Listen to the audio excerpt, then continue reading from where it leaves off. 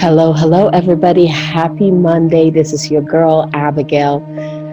I am an intuitive goddess coach, and I help women identify and remove the energy of limitation, which could be in the form of their mindset or the thoughts or programmings from family, from friends, from upbringing, from environment, basically anything that limits them from fully expressing themselves in this lifetime, anything that limits them from creating the life and the experiences that they would like to have on this planet. I help them identify it, heal it, clear it, and also give them the tools that they need in order to create their life and the experiences from a place of empowerment in this time, in this here and now. So I love the work that I do. But welcome, happy Monday. This is your goddess energy forecast for this week, from today, Monday, the 22nd, through Sunday. And so the goddesses that came up for this week, I think is so fascinating because I looked at it, and the goddess that stood up, basically, okay, let's start with this. The three goddesses that came up for this week to guide us, to walk with us this week is Persephone, Demeter, and of course, goddess Isis. Now, the goddess that stood out to me, which have been on my mind like since the cards came in, is Persimmone. Oh my gosh, I hope I'm saying this right.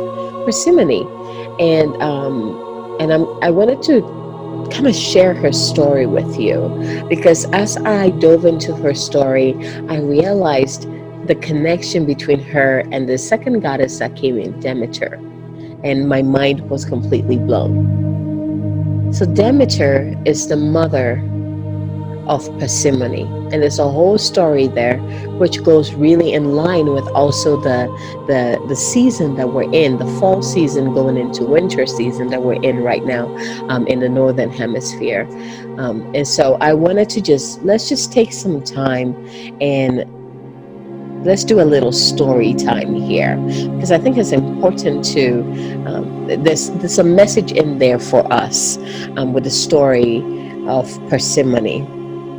So of course, Persimmone was the daughter of Demeter and Zeus, and she's known to be the goddess, the beautiful goddess of spring, because she was just beautiful. Think about the energy of spring, alive. She's also she personifies the maiden energy. It's so fascinating because even the dreams that I had before I pulled the cards, is all around this. And even the in between life regression I did last week was also very similar to this story. So there's some power, there's some kind of powerful message here for us. So she's known to be the beautiful maiden, but the other part of her is that she's also called the queen of the underworld. And so she has these two sides, right? The beautiful maiden, alive, fertile, playful, and then the other side of her that is like the grown-up self, right? That the test she had to go through that basically made her grow up quickly, right? Now, even just saying that, how many of you feel like you didn't really have a childhood, that your childhood, you kind of had to surpass that, you had to skip that and grow up really quickly so that you can take on a certain responsibility because of something else. So let's go back to the story. So Persephone was a young goddess that loved to live apart from others, and she loved picking flowers in the woods and running around in the woods. And her parents, Demeter and Zeus, loved her, especially Demeter loved her daughter, completely loved her. Now one day, Hades, the god of the underworld, and this is Greek mythology, by the way, if you're accent. So Hades, the god of the underworld, saw her as she was playing around, doing her thing, and he completely fell in love with her, and he wanted to marry her. But he also knew that there was no way No way that she would just be like, sure, I'll just come to the underworld with you. And on top of that, he knew that there's no way that Demeter was going to be like, sure, marry my daughter and take her to the underworld, why don't you, right? And so what happens is that he kidnaps Persimmone. He kidnaps her, takes her to the underworld, and tricks her into eating this is like my favorite fruit, and it is abundant in the fall. Oh my gosh, why is it not coming in?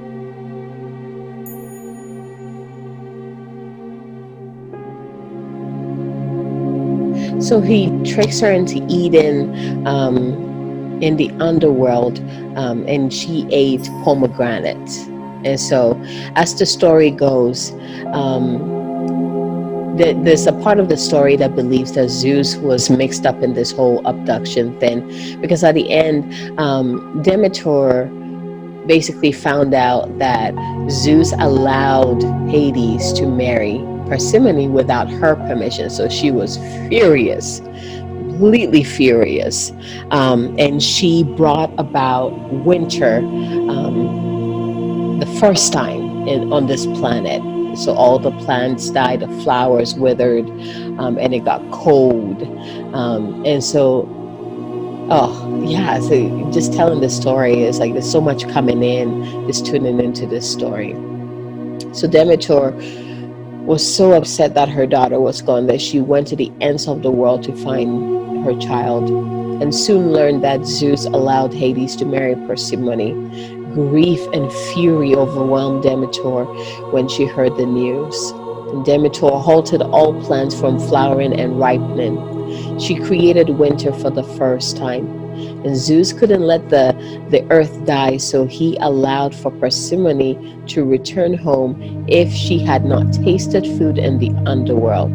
But unfortunately, Persephone had eaten a number of pomegranate seeds that bound her to the underworld, 1 month per year for each seeds. What? Right? So each year, when Persephone returns to the world from the underworld, the earth again is alive with new growth. There's dancing and singing and celebrations, right? Which is the spring energy. And in the late fall, when she's going back, when she has to go back to the underworld, the world gets quiet, cold, and this is the winter time. The winter time is like when she's gone. So the fall is when she's about to go. The winter time is when she's gone, when it's completely cold, right? It looks like there's no more life, but the life has withdrawn back into the earth, which, she is back into the underworld. So the whole concept is that when she's back in the underworld, Demeter takes away the gifts of the grain and the harvest until she returns, right? So in the winter, Persephone is the queen of the underworld. And whenever she goes to the underworld, it is known that her hair and her eyes turn dark. But when she comes back from the underworld, it turns back into that blonde, blue-eyed maiden who's happy and joyous again. So there's like this duality here, right? Now, this is not something that she asked for, right? She was just herself, and Hades fell in love with her.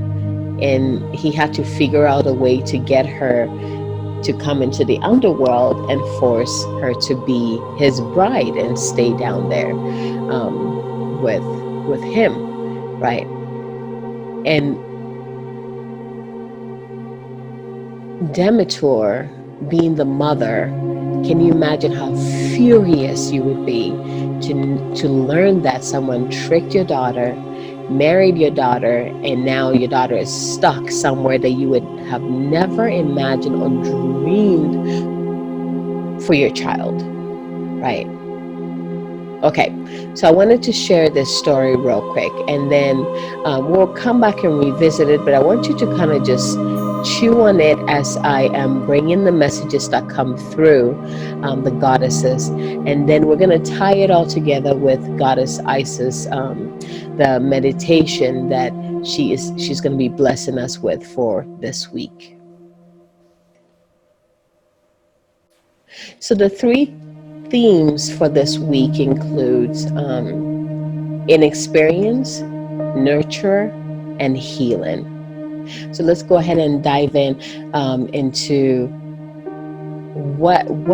how these unfold for us this week. So the message of inexperience comes from Persimmone, and it is coming from her experience, and she has something to share with us. And then Demeter, her mother, also came in to really bring us an empowerment message, and then to kind of bring everything together, to tie everything together in that energy of healing. Goddess Isis also has a message for us. So let's go ahead and begin. So the first card that came in was the Persimmone. And look at this card, and this card, it shows really that maiden self, the blossoms, the life, but at the same time it also shows that the sadness. I don't see it as a sadness, it's more like a maturity, right? Like you can see it in her eyes, that maturity of her having to marry Hades and go into the underworld and become a queen, to grow up to become a queen, something that she never dreamed of. So this card came up reversed, and this is her message for us. The goddess Persephone was forced to pay a high price as restitution for what she thought were innocent actions. And in this case, it's talking about the eating of the pomegranate seeds. Today, she's a wiser goddess, and it's encouraging you to stop what you're doing and pay attention to the red flags. Don't take a bite of the forbidden fruit unless you're willing to pay the price. The alignment task offered to you by Persephone is simple. If you feel unsure in any way about what is being offered to you, step back and ask, do I have enough knowledge and strength to explore this without attachment to what lies ahead? And if the answer is yes, then jump in. But if the answer is no, consider the wisdom of waiting. For this or something better now manifests for you in divine timing. Don't fall for the seduction. It won't be worth it. I'm going to repeat that last part. If the answer is yes, after you ask yourself this question, do I have enough knowledge and strength to explore this without attachment to what lies ahead? If the answer is yes, then jump in. If the answer is no, consider the wisdom of waiting. For this or something better now manifests for you in divine timing. I absolutely love this message, right? I think it's very clear here that yes, you can be in that energy of life, that maiden energy, but don't be fooled by the flashy stuff. Don't be fooled, and pay attention. Like we're being asked to kind of just be wise about your choices. Take some time and ask the questions of, is this in alignment with me? Is this what my soul wants me to experience? Is this what my soul wants me to create? And then follow through on the answers. If it is a yes, then go for it. If it is a no, then there's something always better. And that's something that is so important for us to know, that there's always something better coming. There's always something better. Even if we might not know it or see it, be assured that there's always something better coming. So don't be afraid to let go of, or to step away from the things that no longer serve you. So thank you, Persephone, for this first card and this first message. Now let's go over to the next goddess, Persephone's mother, Demeter, bringing in the message about nurturing. Now this card was upright. And so this is her empowerment message to us. Giving to others is a wonderful feeling. When you have a healthy sense of yourself, you want to share your love, your inspiration, and your experience, and the exchange feels clean. Your boundaries are fluid yet strong. The Greek goddess of grain, motherhood, and the harvest, Demeter, reminds you that a harvest is meant to be shared.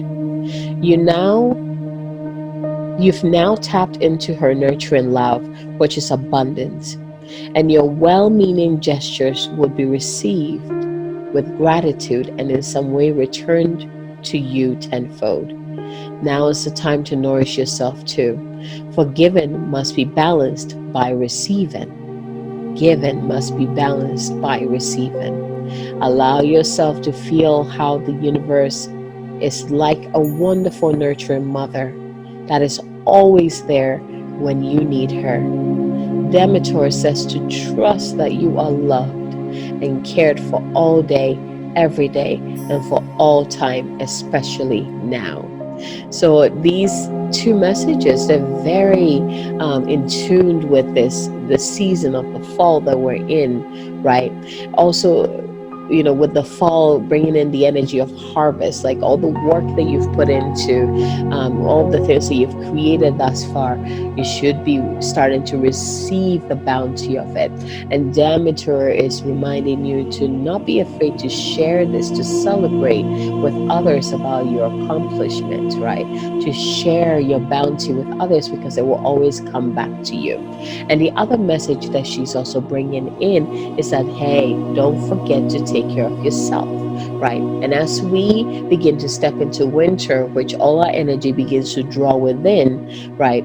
That is kind of like the energy of it, reminding us to go within, to find ourselves again, to find out what we need, to nurture ourselves, to heal, right?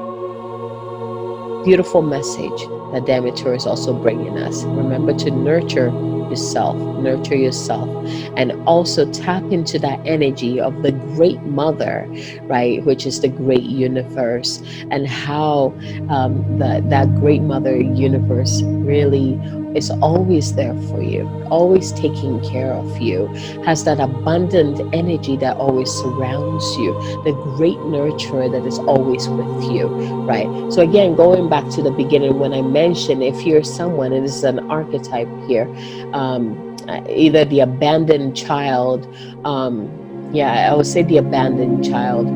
If your childhood was something like you had to grow up really quickly because of circumstances, right, so that you can take up more responsibility, right? This is especially for you, this last part that is coming in, is to allow the universe to nurture you. Or it is also time for you to take care of yourself, right?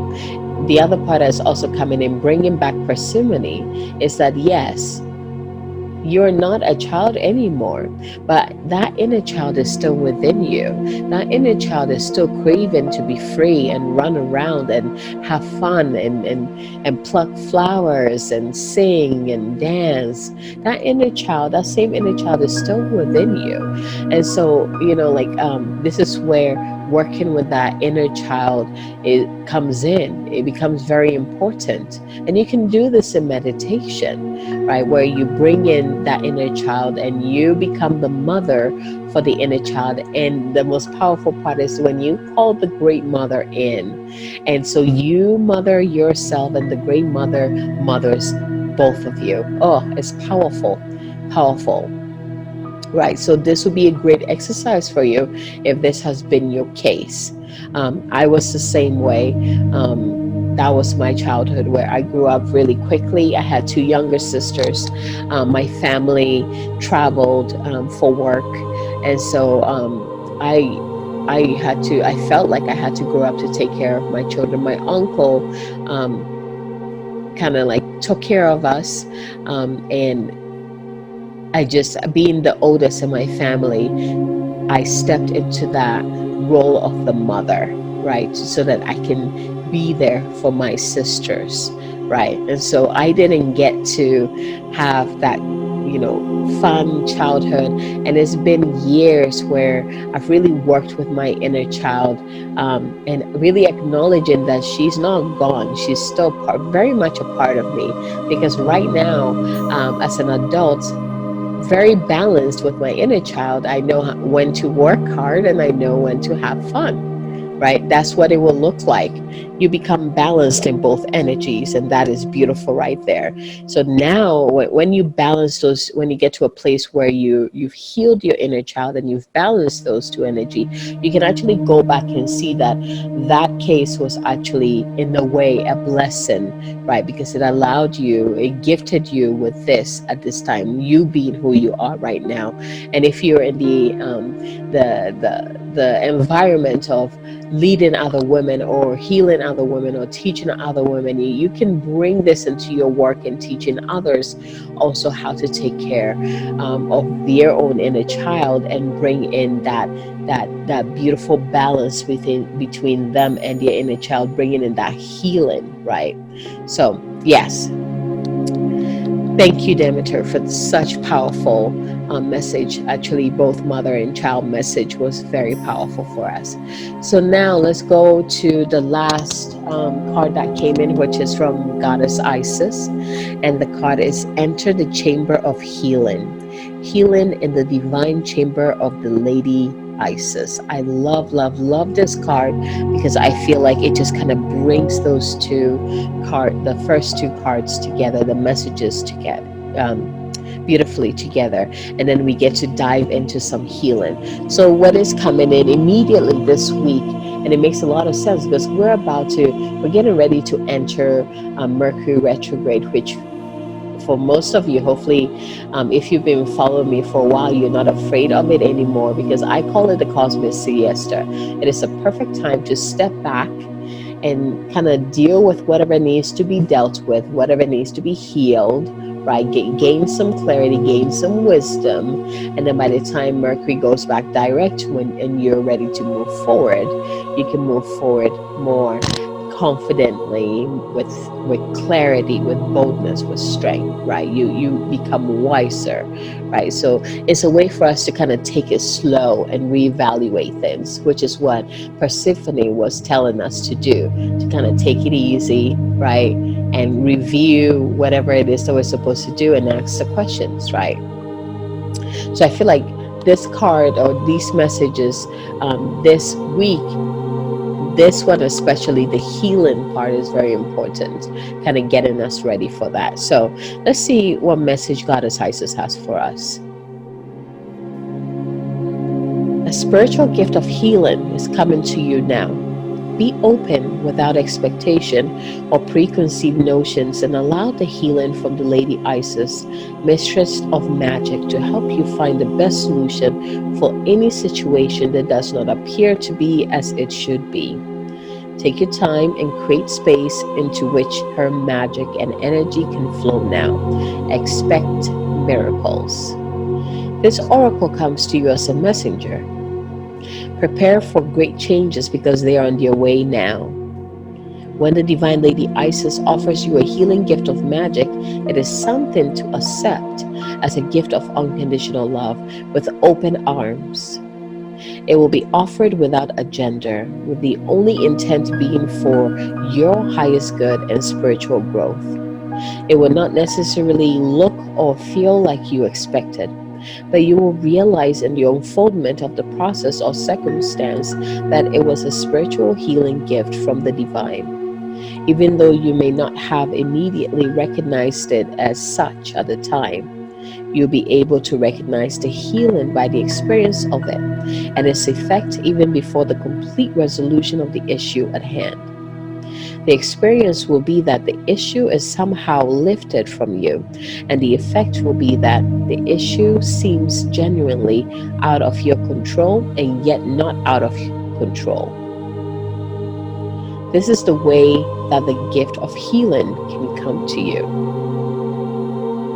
Time in sacred space to contemplate and reflect is extremely helpful to receive divine intervention as consciously, swiftly, and fully as possible.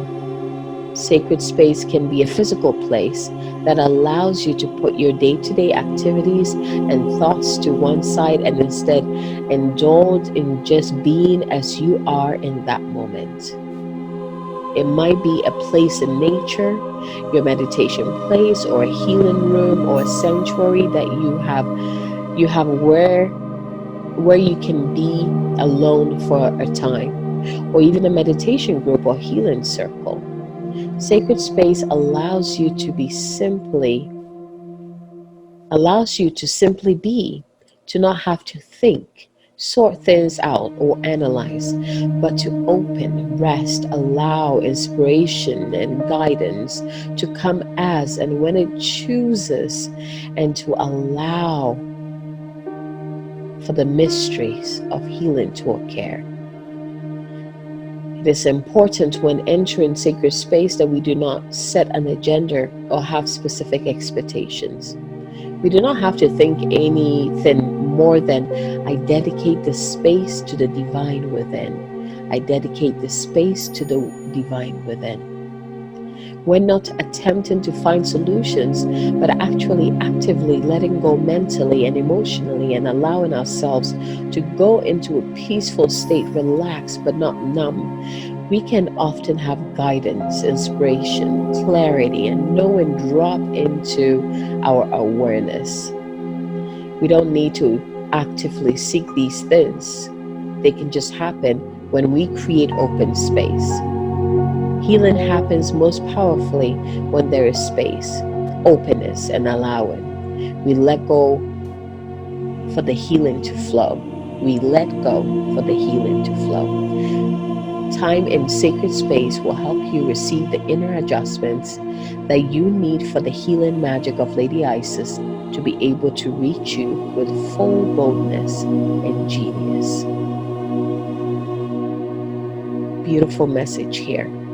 So, real quick, I wanted to add to this the sacred space that beloved Isis is talking about, and how important it is for us to have a sacred space that we can go to heal. And I love the mantra that she gave us: when you find your sacred space, and this can be your favorite tree in nature that you go to sit underneath, or a spot in the mountains, you just go and sit on the rock and you're just taking some deep breaths in, right?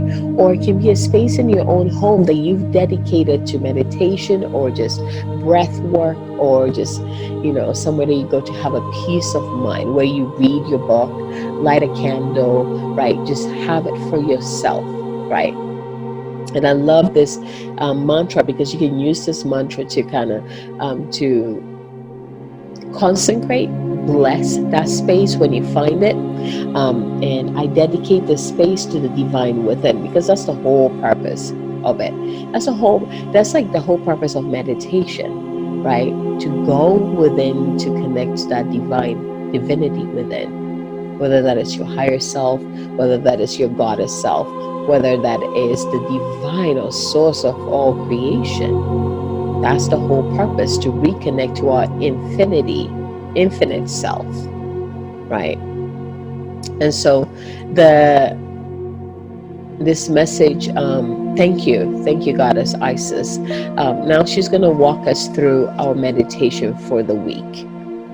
So this meditation, it's important for you to do it in your sacred space, right? So if it is in nature, go ahead and find time to do that there. If it is underneath your favorite tree, if it is a space in your home, wherever your sacred space is, if you haven't created a sacred space, this is an invitation for you to do that. So wherever that is, go ahead and find your sacred space, and then let's do this.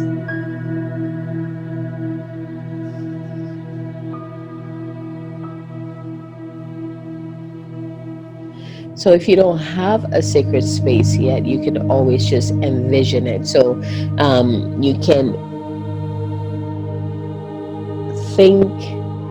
feel, see, sense, using whichever sense is the strongest for you to envision a sacred space in the etheric realm for you, right? So you can envision a place like on the beach, or a place on top of Everest. I don't know why I think, because every time I look at the picture, it's very common for me. So again, just envision a place that brings you peace, or a sense of oneness, or a sense of you being in balance with yourself, right?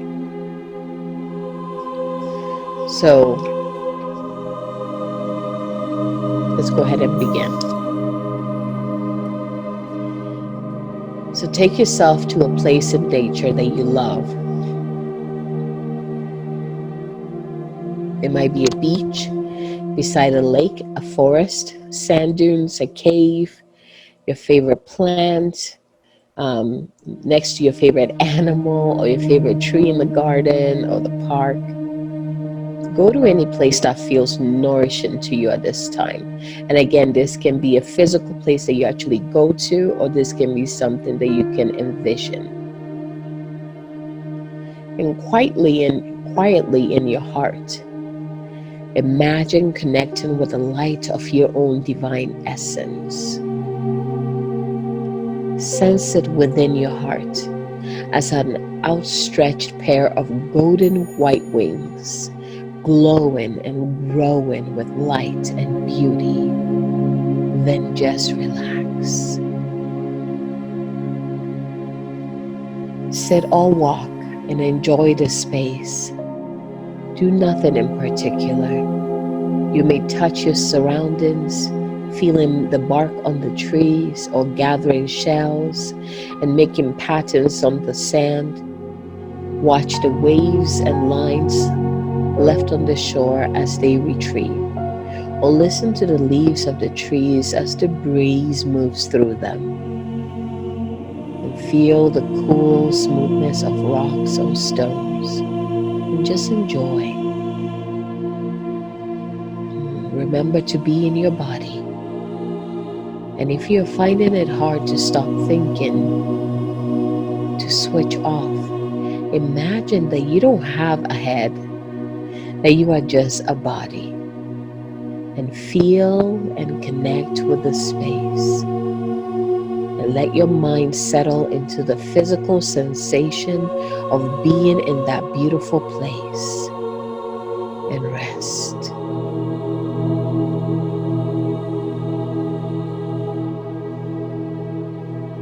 And when you're ready, repeat after me this healing incantation to boost your healing process. Healing comes, healing flows, healing blossoms, and it shows. I thank Lady Isis for her love and light, her healing gift through spiritual night brings me now to the light of this day, and healing blossoms without the delay. Healing comes, healing flows, healing blossoms, and it shows. I thank Lady Isis for her love and light, her healing gift through spiritual night brings me now to the light of this day, and healing blossoms without delay. Healing comes, healing flows, healing blossoms, and it shows.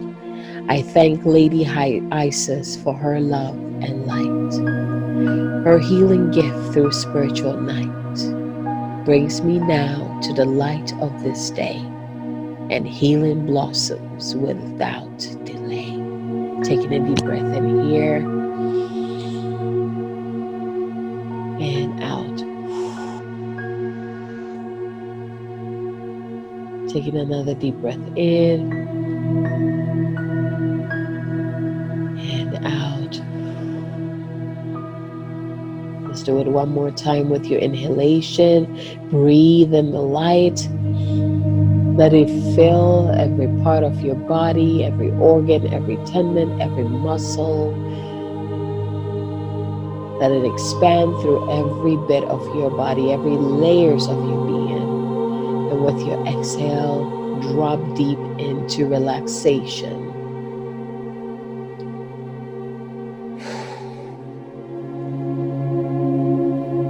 Thank you, beloved Isis, for this healing message. Thank you, Persephone, for your message. And thank you, Demeter, for your nurturing message. So this week, I bless you all. May this message find you and guide you.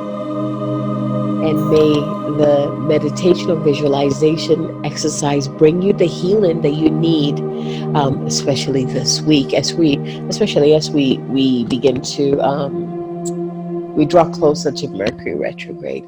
So much love to you.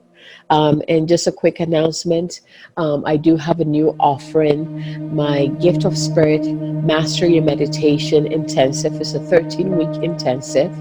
If you're interested, go ahead and check out the offering below or in the comments area. And I would love to have you join us, especially if you're someone who would like to dive deep and to reconnect into that divine within and tapping into that unlimited source that is already within you and using that to create the life that you desire. So if this sounds good to you, go ahead and sign up for it. I am looking forward to working with you and guiding you. And have a fabulous, blessed week.